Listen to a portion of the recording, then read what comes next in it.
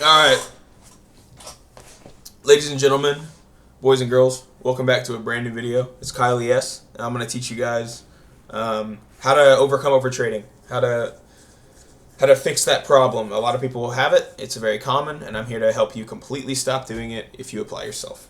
Okay, I'll explain a little bit about my journey. So I've been trading for 3 or 4 years now. I've been trading futures avidly since around December 1st, 2023. So I have a good amount of experience under my belt, and I've been through a lot of different stuff. I've been through a lot of different mentors. I've had a lot of different ways of teaching me strategies, this, that, and the other. So I have made really a lot of mistakes, and there's no problem with mistakes. Mistakes are needed to learn. So when it comes to overtrading, it kind of boils down to what Evan says in my Discord. It kind of boils down. He made a really good point about this the other night. It boils down to just you trying to be right. You want to be right. You want to.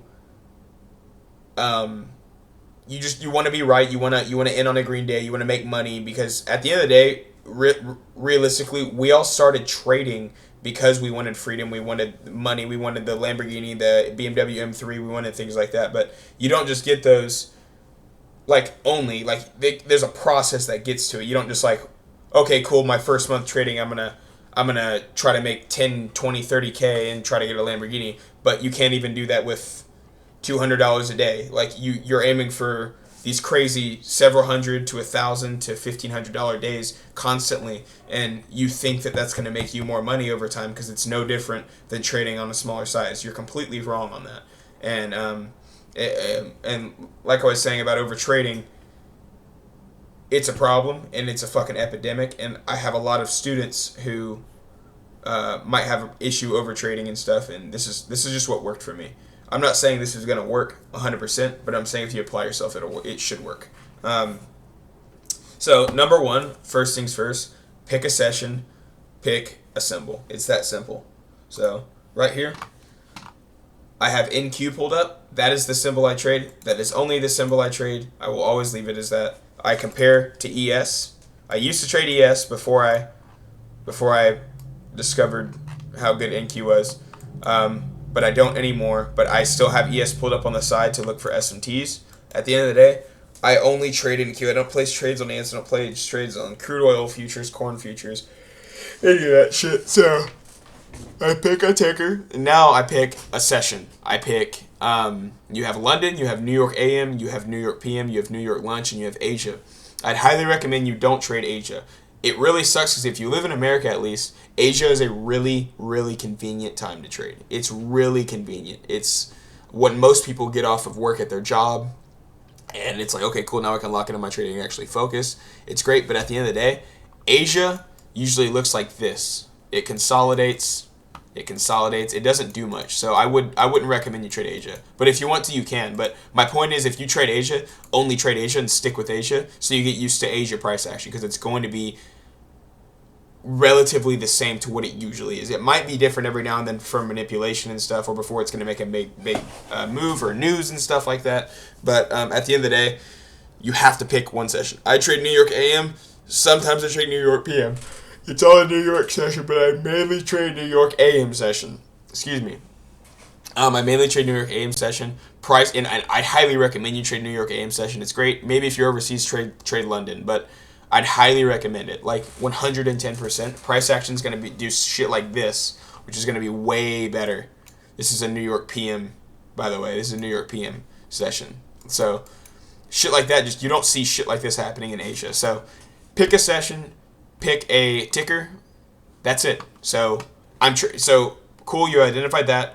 I'm going to trade NQ and I'm going to trade New York AM. I might trade New York PM sometimes, but I'm mainly going to try to focus on trading New York AM. If the only reason I would even say two is because New York AM and PM are really similar the way they trade, because it's still New York session. But once they leave and they go home from Wall Street and stuff, London and Asia, those two are going to be completely different markets, completely different. It's a completely different part of the world where they trade. So they're going to have different habits. The market's going to move differently. They're going to buy differently. The businesses, the institutional traders that place these huge transactions that make the market move in such a volatile way are going to have different rules, or they might trade differently because they're a different corporation. So Americans are used to America. You need to stick with American shit if that's what you want to do. That's what I would recommend you do. At the end of the day, over trading, it boils down to discipline. If you can remain disciplined in your personal life, for instance, if you can go gym on a fucking daily basis, every single day, if you can show up for yourself, you're already doing 10 times better. Like, I'm not even kidding. Like, a lot of people are brand new to trading, but they don't have any good habits, like, at all. And then they wonder why they can't do good at trading. I'm not saying you have to be completely dialed in to trade. I'm just saying it sure helps a lot, because you're going to grow either way with adversity in life. You're going to meet adversity with trading.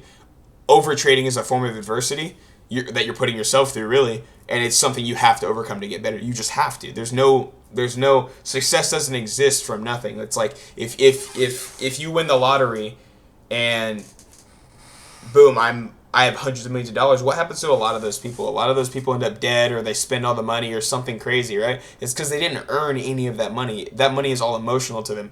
They blow it so quickly because they don't think about it. They don't think about the amount of time that it would normally take to earn shit like that. They don't think about it. This shit takes time. Trading takes like month over month. You need to be profitable. That's what trading's all about, and that's what you need to focus on. Okay, cool. So discipline. Like I was saying, it's you're going to become disciplined while trading, and if you continue to overtrade, you're just not being disciplined. And I promise you right now, it doesn't sound like it, but it really all boils down to a choice. What I did whenever I had a problem overtrading was sometimes I would log into the market, and I'm not even kidding you. This is what I would do. And I would sit there on the 1 minute or the 5 minute or something like that looks very noisy and very you see a lot more setups on the 1 minute because it's a bunch of random shit happening. It's just all part of one bigger picture, right? So I'll just like look at something like this, and I'll just stare at it for an entire session. Like, I would literally stare at it for 20, 30 minutes at a time. Okay, cool. I didn't place a trade. I'm proud of that.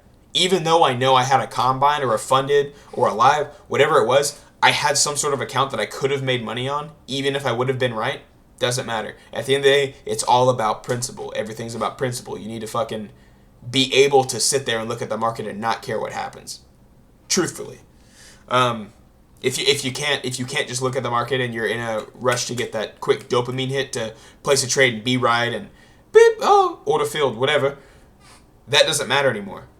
Like, if that's what you're in it for, you are a retail trader, and you are no better than the last guy. You are the 99% of traders, and you're not going to improve if that's what you strive for and you don't see a problem.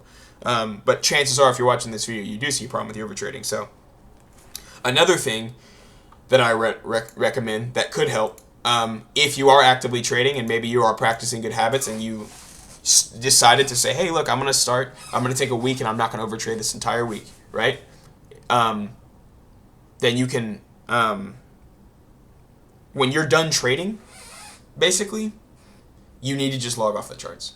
You need to just go ahead and close it, because it's not going to do you any good. You need to close it. There's no reason to look at it anymore. You don't need to know if it, oh, dude, I was just curious if it was going to take that high or take that low or take that liquidity. I'm just curious. Oh, if I watch it, it might help me get better at trading. No, it won't, dude. You're just watching it too much. Like, you're overdoing it. This shit is simple. Take the low-hanging fruit and get the fuck out of there and don't look at the chart anymore. I'm going to look at the chart to show you this for a video, because I know I'm disciplined enough to not place any trades right now. I could sit here and stare at the market. It doesn't fucking matter, because I've already done that to myself. Okay, cool. A great way of just logging off the charts and being able to stay off the charts would be to find another goal or habit that isn't just trading.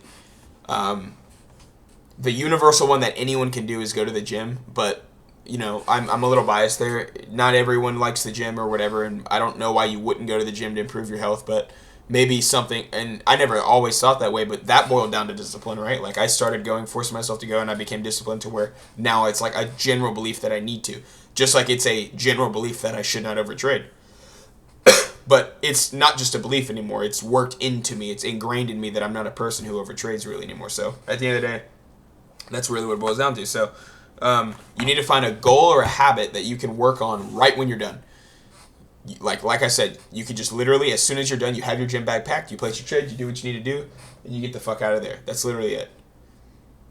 And it's that simple. Like, at the end of the day, it's that simple. Just go work on something else. Distract yourself. Because at the end of the day, what do you normally do?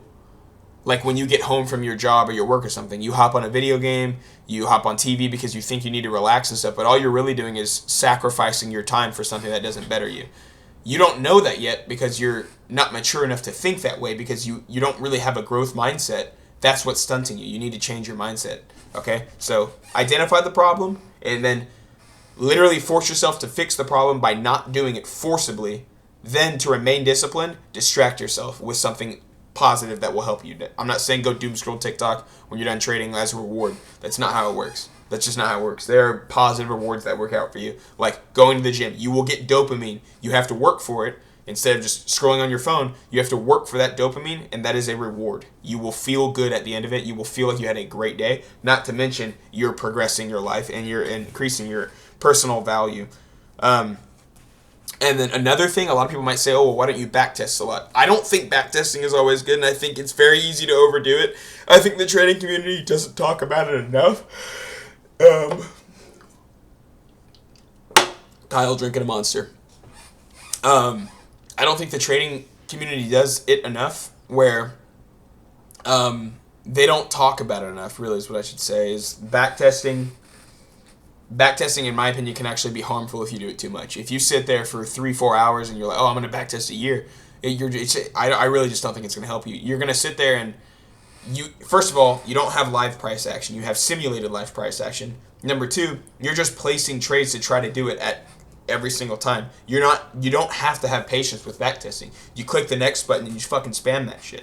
You don't have to be patient. You just enter and you exit. You do what you need to do and you fucking fail or pass. That's why a lot of win rates on backtesting do not reflect an actual person's win rate. It's because they're just two different things. So at the end of the day, I don't think that really helps too much. It might help with a strategy and boiling down a strategy to a point where it works and getting it like, you know what I mean, where you're just able to master the strategy, you're able to identify the tells, and you go like that. Or you are sitting there going full degen, just fucking backtesting. Like, it's just those two things. Like, I don't even hardly ever backtest anymore. I'd rather static test. Static testing, in my opinion, is a lot better. And I will show you right now. If I look on the hourly chart here, and I just look at this for the first time today, I want to see why price is moving the way it's moving, right? A good way of it is like this right here.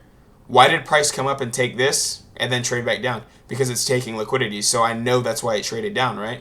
You need to sit here and identify why the market does things before it makes a big move.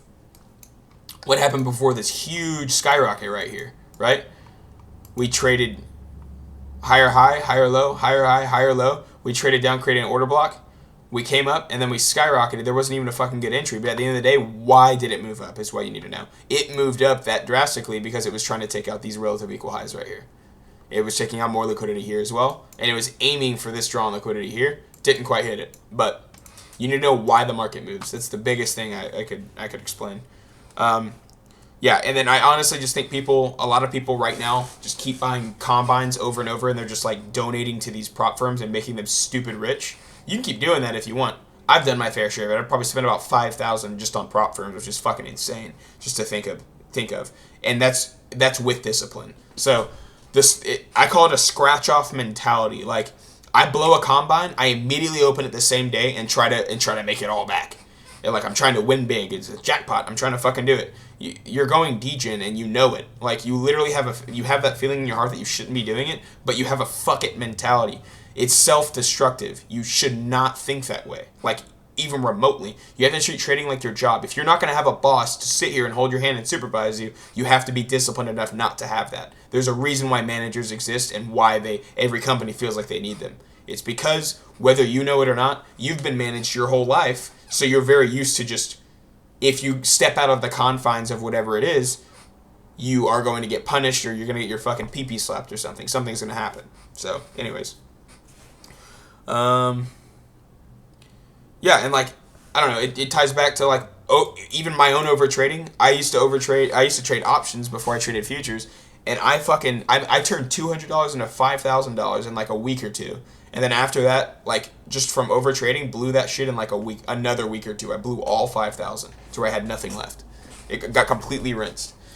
That's because I had a scratch off mentality, thinking, okay, I'm just gonna go long or go short, and I'm just gonna keep doing it. I have to enter one trade a day. I have to enter right now. I have to enter at market open. I have to enter whatever. It's just a terrible mindset. I only enter now that I'm disciplined, whenever the market tells me it's a good time to enter. Right now, it doesn't really seem like a great time to enter, so why would I really fucking enter at the end of the day? Well, at least on the hourly. I mean, look, it's consolidating. It looks like Asia session. It's terrible.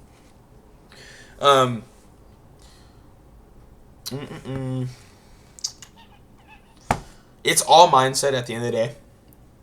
All of it. It's all mindset. Discipline boils down to what you do in your free time. It boils down to who you hang around with. It boils down to the choice that you made. Everything is a fucking choice, and you don't realize it. So, number one, mistakes. Like it's all perspective and perception. It's all your mindset, right?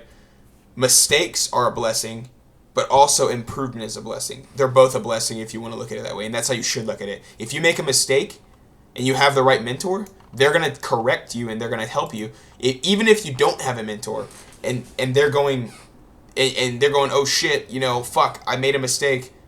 Well, that is a very vulnerable position for you to be in, for you to work on yourself. It's like a sign saying, okay, perfect, you fucked up here. You fucked up here, and instead of just saying, yeah, I fucked up here, and not analyzing your losses, you need to analyze your losses. By the way, what are you doing?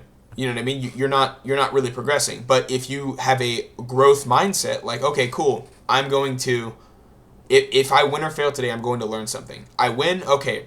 Did I actually win? Not just the trade, but was everything that I did valid, and did I follow my rules? Did I not overtrade or not? Same with failure. I failed the trade today. Okay, I need to analyze why I failed. Maybe what bad habits I did, or did I overtrade? Did I end the day red because I overtraded? Did I keep trading? Take a trade a day, like one trade a day. I did that for so long. Now I'm doing probably 2 trades a day, but I did 1 trade a day for the longest fucking time, just to get, literally not even to make money, just to give myself discipline, to force myself to be disciplined. Like, I had to sit here and look for the right setup. It taught me patience. Look for the right setup, enter, whether I win or lose. Like, I could literally turn off my monitor and walk away if I wasn't curious to see if I won or lost. Like, obviously I want to see if I win or lose, and I want to post in the Discord, just like be fully transparent, be like, hey, I lost because of this. I'll go over it during trade review or whatever. Or but I don't know. I could just turn it off. Like, it's a discipline thing. And at the end of the day, if you need help with discipline, you focus on what things are stopping you. Like, maybe you procrastinate a lot. Like, a student was telling me yesterday during the evening meeting that they procrastinate a lot. And I literally just told them, you need to find, you don't even have to tell me because you know it. You need to find the top 3 or 4 things that you spend the most time doing that are not productive. You know what they are. Video games, phone addiction, whatever it is, and you're spending so much time doing it, you need to just knock it off. Like, seriously, you need to completely knock it off. Like, I don't mean limit your time. I mean stop doing it altogether. Like, what's the fucking point in limiting your time doing that? It's a waste of time, and you know it. That's the reason why they're so successful and why they were created in the first place, is to keep you distracted from actually making money, to keep you a slave. You just don't realize it. So, I don't know. At the end of the day, if you have it, whatever. If you have any other questions, just leave it in the comments below. If you're in my mentorship, you can ask me shit in there. If you want to join it, it's free. Just leave a comment down below, and I'll help you join it. That's really it. Peace.